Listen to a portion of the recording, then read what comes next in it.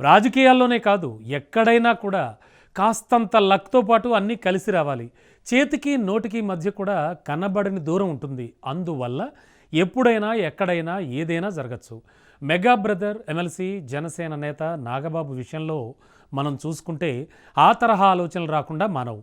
ఇంతకీ ఏమిటి నాగబాబు విషయం అంటే, రాజకీయంగా ఆయనకు ఆశ నిరాశల మధ్యన ఒక ఏడాది కాలం గడిచిపోయింది. కానీ అవ్వాల్సిందైతే కాలేదు. నాగబాబుకు మంత్రి పదవి ప్రకటించి ఏడాది పూర్తయినా ఇవ్వనేలేదు. ఏడాది కావడంతో అసలేం జరుగుతోందా అని అటు జనసేన నేతలు, కార్యకర్తలు చర్చించుకుంటున్నారు.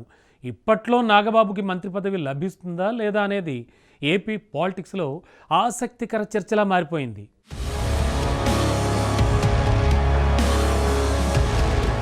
మెగా బ్రదర్ నాగబాబుకి మంత్రి పదవి ఇస్తామని ఆంధ్రప్రదేశ్ ముఖ్యమంత్రి చంద్రబాబు ప్రకటించి ఏడాది అయింది. సరిగ్గా ఏడాది క్రితం 2024 డిసెంబర్ 9న నాగబాబుని మంత్రివర్గంలోకి తీసుకుంటామని చంద్రబాబు ట్వీట్ చేశారు. అయితే ఆయన ట్వీట్ చేసే నాటికి నాగబాబు ఏపీలోని ఉభయ సభల్లో ఎక్కడ సభ్యుడైతే కారు. కానీ ఈ ఏడాది మార్చి 30 నుంచి ఆయన ఎమ్మెల్సీగా ఉన్నారు. ఇప్పటికి 7 నెలలుగా ఆయన చట్టసభలో సభ్యుడిగా కొనసాగుతున్నారు. మంత్రి పదవి చేపట్టాలంటే ఎమ్మెల్యే కానీ, ఎమ్మెల్సీ కానీ అయితే సరిపోతుంది. అలా చూసుకుంటే ఆ లాంఛనం కూడా పూర్తయింది. కానీ ఎందుకు ఆయనకు మంత్రి పదవి దక్కలేదు అన్నది ఓ చర్చగానే ఉంది.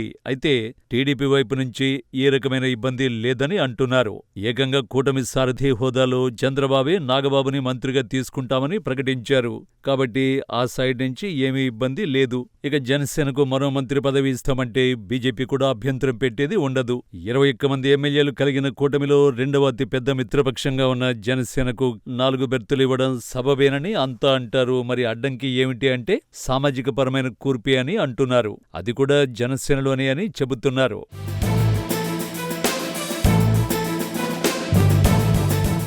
ఏపీలో కూటమి ప్రభుత్వం అధికారంలోకి రావడంలో జనసేన అధినేత డిప్యూటీ సీఎం పవన్ కళ్యాణ్ కీలక పాత్ర పోషించారు. వైసీపీని ఓడించేందుకు మిగిలిన ప్రధాన పార్టీలన్నింటినీ ఒక్కతాటిపైకి తీసుకొచ్చారు. ఎన్నికల్లో కూటమిగా పోటీ చేసి అధికారంలోకి వచ్చారు. ఈ క్రమంలో జనసేన పార్టీలో నాగబాబు కీలకంగా వ్యవహరించారు. తమ్ముడి సక్సెస్ కోసం ఎన్నో త్యాగాలను చేశారు. 2019-24 మధ్యలో జనసేనలో నాగబాబు కీలక పాత్ర పోషించారు. 2019 ఎన్నికల్లో నరసాపురం నుండి ఎంపీగా పోటీ చేసి అప్పటి వైసీపీ ఎంపీ అభ్యర్థి రఘురామకృష్ణరాజు చేతిలో ఓడిపోయారు. అయినప్పటికీ నిరాశ చెందకుండా 2024 వరకు పార్టీ తరఫున కీలకంగా ఉంటూ వచ్చారు. 2024 ఎన్నికల్లో నరసాపురం నుండి పోటీ చేద్దామనుకుంటే అది కూటమి కోసం త్యాగం చేయాల్సి వచ్చింది. అనకాపల్లి నుండి పోటీ అనుకున్న చివరి క్షణంలో అది బీజేపీ అభ్యర్థి సీఎం రమేష్ కోసం వదిలిపెట్టాల్సి వచ్చింది. మధ్యలో ఎమ్మెల్యేగా పోటీ చేద్దామనుకున్నా అది కూడా కుదరలేదు.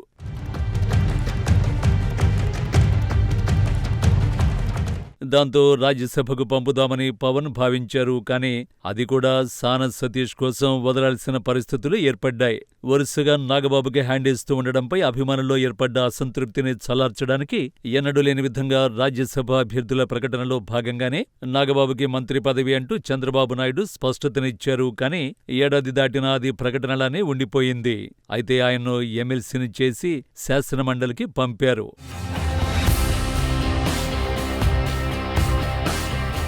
ఇక నాగబాబుకు మంత్రి పదవి అన్నది ఇవ్వడం వరకు ఓకే. కానీ అనుమతి ఇచ్చేది మాత్రం జనసేన అధినేత అని అంటున్నారు. అంటే పవన్ కళ్యాణ్ ఓకే అనాల్సి ఉందని చెబుతున్నారు. పవన్ కి కూడా నాగబాబుకు మంత్రి పదవి ఇవ్వడం ఆనందమే. కానీ ఆయన పార్టీ అధినేతగా రాజకీయ, ప్రాంతీయ, సామాజిక సమీకరణలన్నీ బేరీజు వేసుకోవలసి ఉంటుందని అంటున్నారు.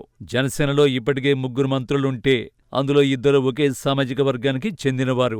దాంతో మరో పదవి అదే సామాజిక వర్గానికి దక్కితే అది పార్టీకంతా మంచిది కాదని, వేరే విధంగా సంకేతాలు వెళతాయని ఆలోచిస్తున్నారని అంటున్నారు. అందుకే ఆయనకు మంత్రి పదవి ఆలస్యమవుతుందనే టాక్ నడుస్తోంది. ఇక చూస్తే 2026లో కూటమి 2 ఏళ్ల పాలన పూర్తయిన తర్వాత మంత్రివర్గంలో మార్పులు చేర్పులు ఉంటాయని, ఆ సమయంలో జనసేనలోనూ మంత్రి పదవుల మార్పు జరిగితే తప్పకుండా నాగబాబుకి కేబినెట్లో చోటు దక్కుతుందని అంటున్నారు. చూడాలి మరి ఏం జరుగుతుందో.